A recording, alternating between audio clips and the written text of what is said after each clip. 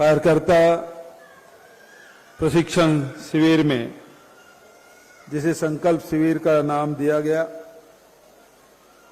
पूरे प्रदेश में सबसे पहले रायपुर पश्चिम विधानसभा के में संकल्प शिविर का आयोजन हो रहा है। तो मैं पार्टी अध्यक्ष को बहुत बहुत बधाई देता हूं कि सबसे पहले शुरुआत रायपुर पश्चिम में। आप पे कितना बड़ा विश्वास पार्टी ने किया है, आप सबको बहुत बहुत बधाई।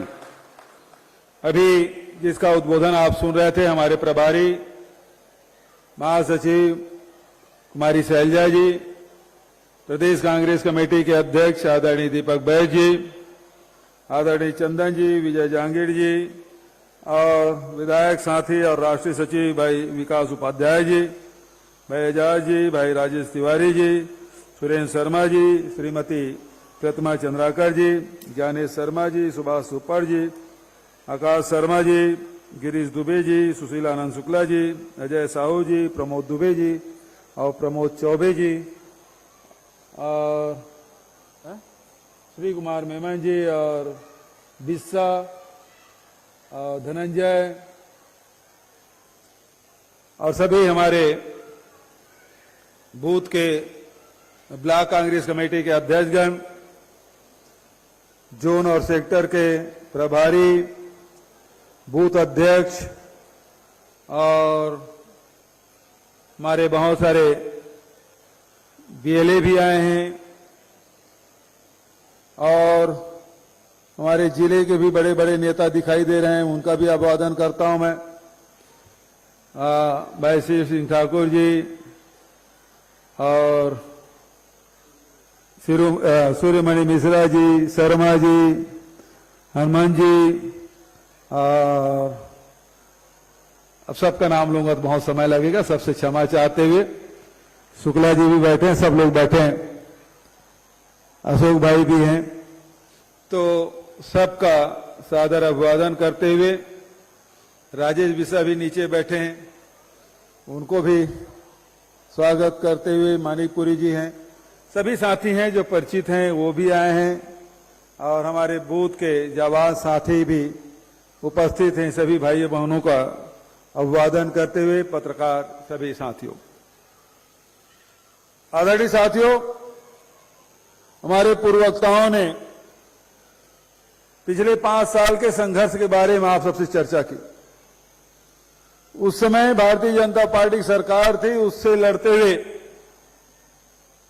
हमने हर गलत काम का उसका विरोध किया था, संघर्ष किया था, और मेरे प्रदेश कांग्रेस कमेटी के अध्यक्षीय कार्यकाल को भी साथियों ने याद किया। उस समय भाई विकास उपाध्याय शहर कांग्रेस कमेटी के अध्यक्ष थे,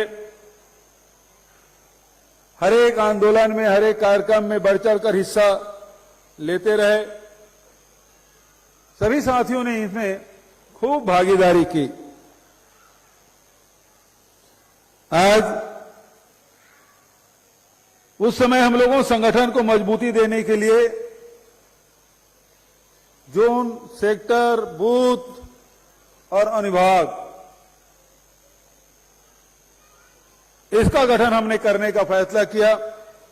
पुनिया जी प्रभारी थे, कितने ही बूथों में, गुढ़ियारी में गए थे, अन्य जगहों में हम लोग सब गए, बूथ कमेटियां बनाई। विकास उपाध्याय के साथ जो घटना घटी उसको मैं हर मंच में कहता हूं, यहां भी आपके साथ साझा कर देता हूं। जिला कांग्रेस कमेटी के अध्यक्षों की बैठक ले रहा था। विकास उपाध्याय आप जानते हैं कि एनएसयूआई के, युवक कांग्रेस के, वो प्रदेश के भी पदाधिकारी रहे, राष्ट्रीय पदाधिकारी रहे, अन्य बहुत सारे प्रदेशों के भी प्रभारी रहे। संगठन की जो मूल बात है उसका सवाल मैंने कर दिया।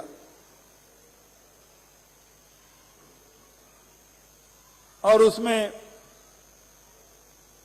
मैंने कहा, सवाल पूछा विकास से कि चुनाव लड़ चुके हो, संगठन के बड़े बड़े पद में रह चुके हो, मैंने कहा आपको वोटर लिस्ट पढ़ना आता है?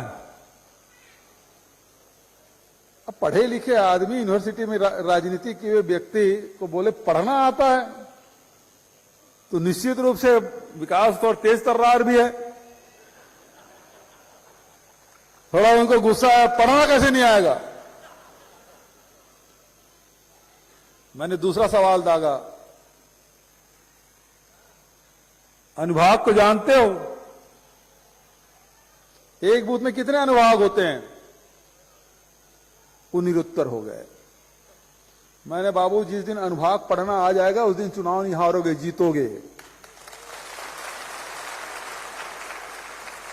वहीं वोटर लिस्ट मंगाया, मैंने बताया एक बूथ में कितने आपके अनुभाग होते हैं, किसी में 5, किसी में 7, किसी में 10, किसी में 11 अनुभाग होते हैं। बड़े मोहल्ले के 2-3 अनुभाग में ही हो जाता है एक बूथ।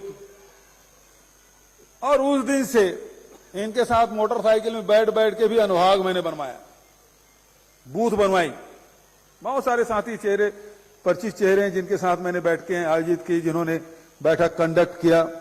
और जब बैठक में जाते थे पूछते थे बूथ अध्यक्ष कौन कौन आए हैं, भीड़ तो इकट्ठा हो जाती थी, हाल खचाखच भर जाता था। लेकिन जब मैं पूछता था कि इसमें से बूथ अध्यक्ष कौन कौन है, सेक्टर का अध्यक्ष कौन है, जोन का अध्यक्ष कौन है, तो हाथ नहीं उड़ते थे। लेकिन आज जब राजेश तिवारी जब हाथ उठाया, पूछा कितने बूथ के अध्यक्ष आए हैं, सब लोगों ने हाथ उठा दिया। कितने अनुभाग के आए हैं, वो हाथ उठाए। कितने सेक्टर के आए हैं, वो हाथ उठाया। तो 5 साल में जो परिवर्तन है आज इस हाल में दिखाई दे रहा है, सबसे मजबूत।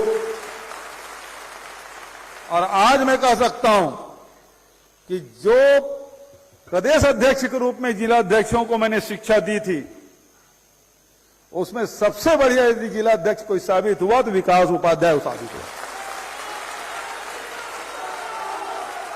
आज हमारे सेक्टर बने हुए, हमारे जोन बने, हमारे बूथ बने, हमारे अनुभाग बने, सबका परिचय पत्र है, सबके घरों में बोर्ड लगा हुआ है।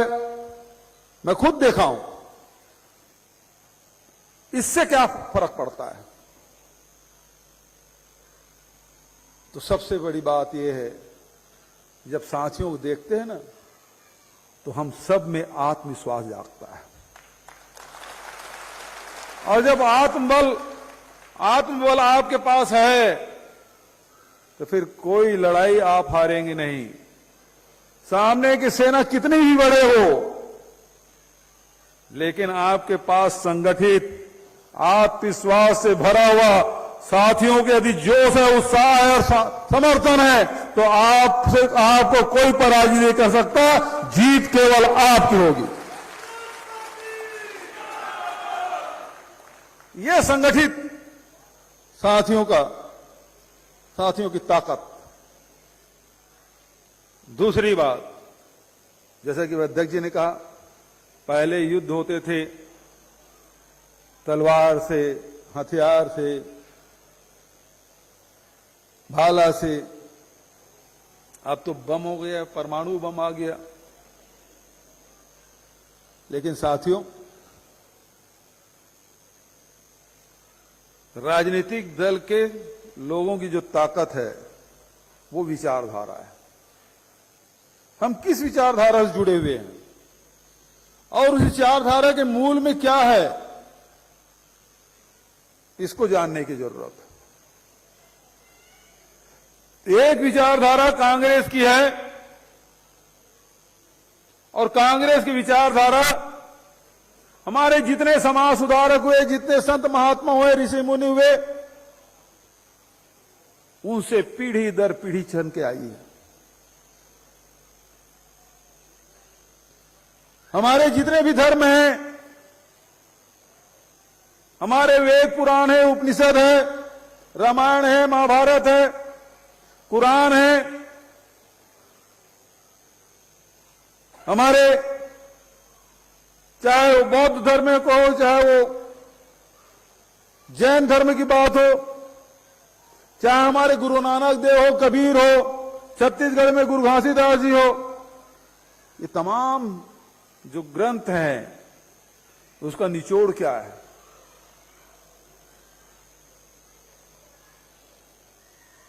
हमारे यहां आपके रायपुर पश्चिम में ही विवेकानंद आश्रम,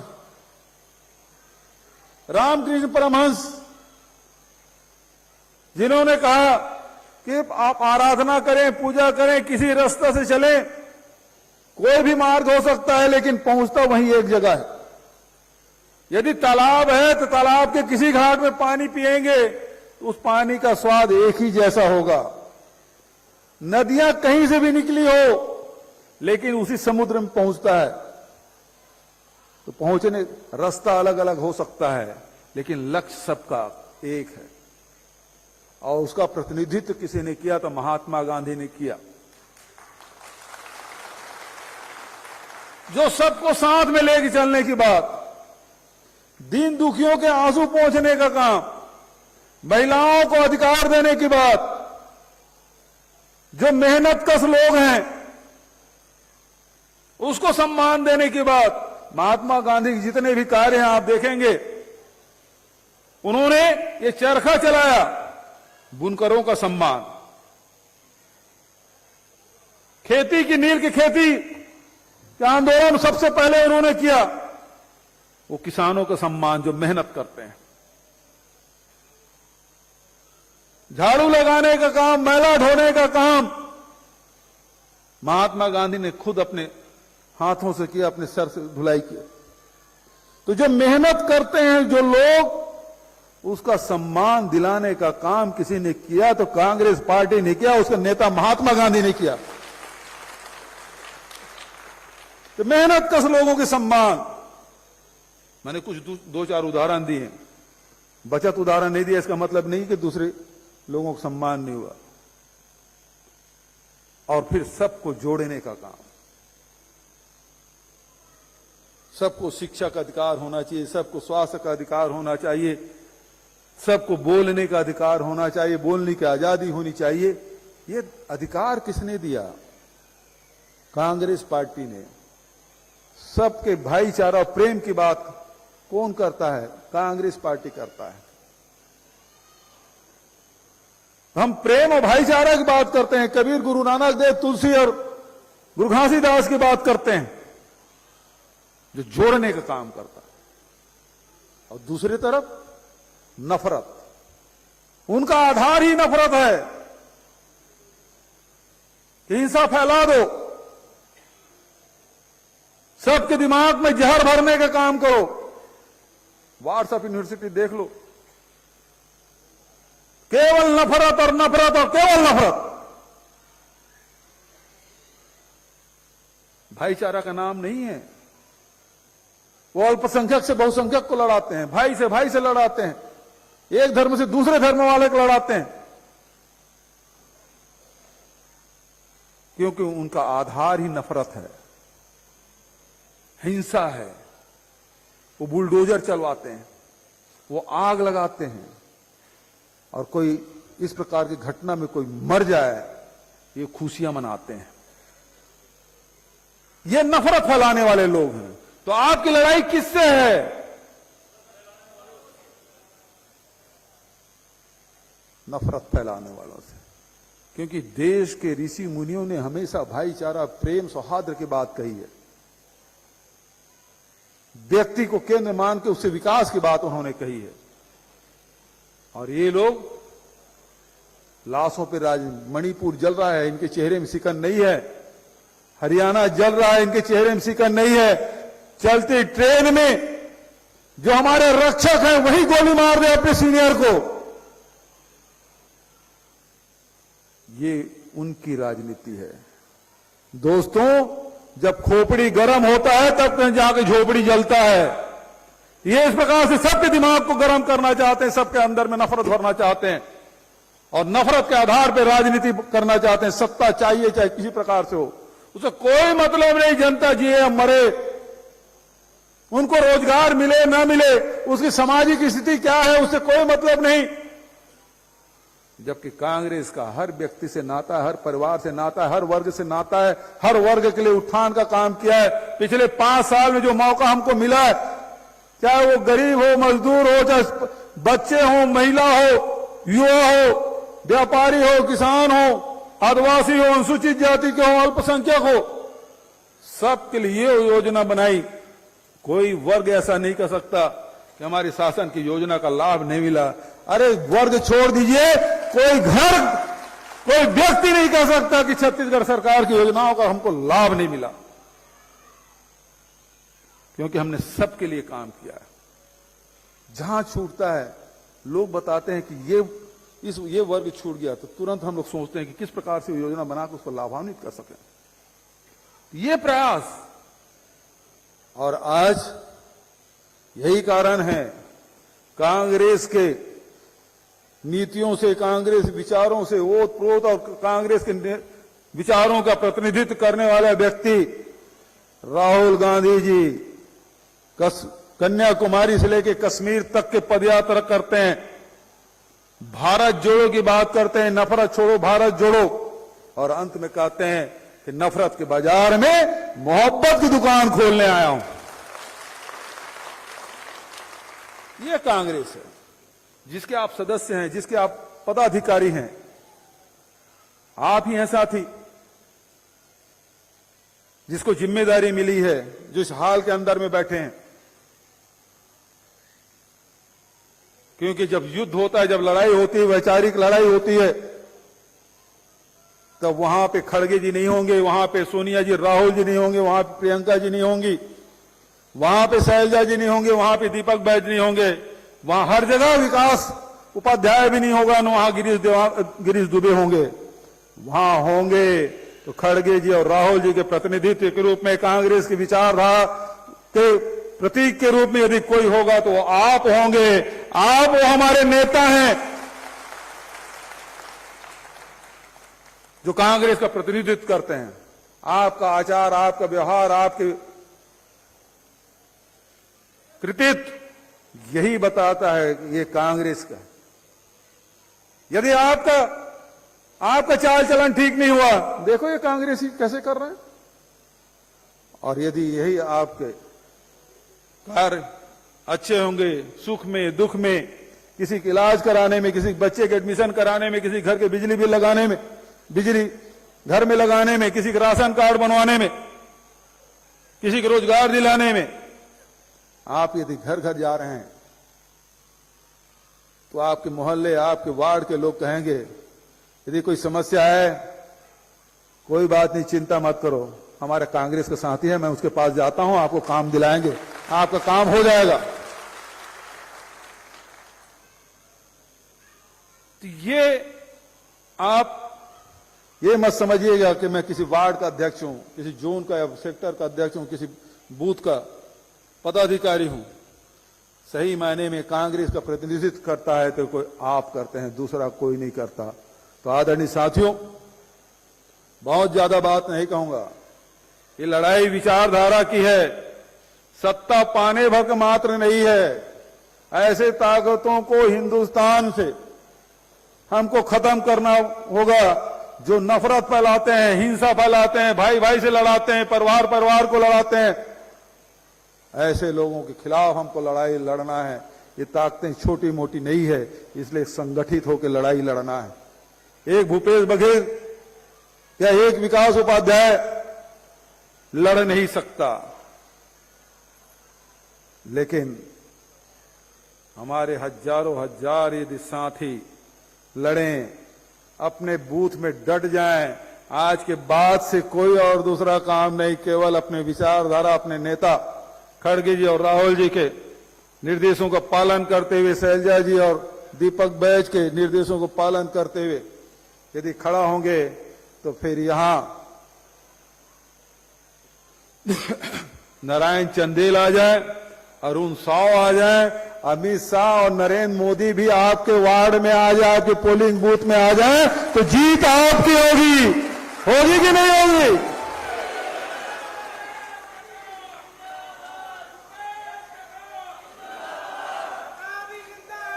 तो लड़ने के लिए तैयार हैं?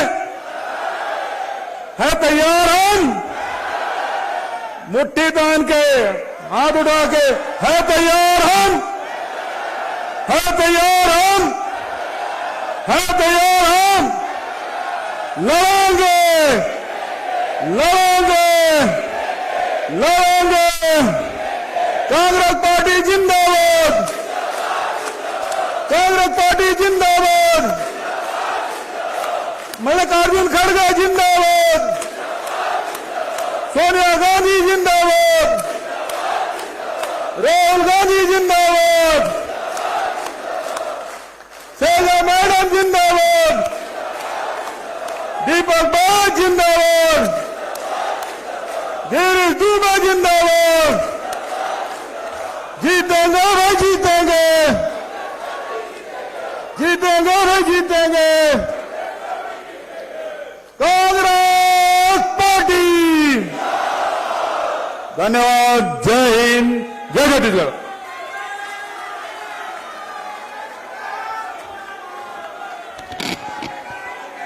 धन्यवाद माननीय मुख्यमंत्री भूपेश बघेल जी, आपके ऊर्जा से वाद संबोधन से पश्चिम विधानसभा के सभी कार्यकर्ताओं में एक नई ऊर्जा का संचार हुआ है और आपने जो 75 से अधिक सीट जीतने का लक्ष्य निर्धारित किया है, पश्चिम विधानसभा के एक एक कार्यकर्ता आपके साथ कदम से कदम मिलाकर उस लक्ष्य को पूरा करेंगे और आज पश्चिम विधानसभा से पूरे 90 विधानसभा सीट में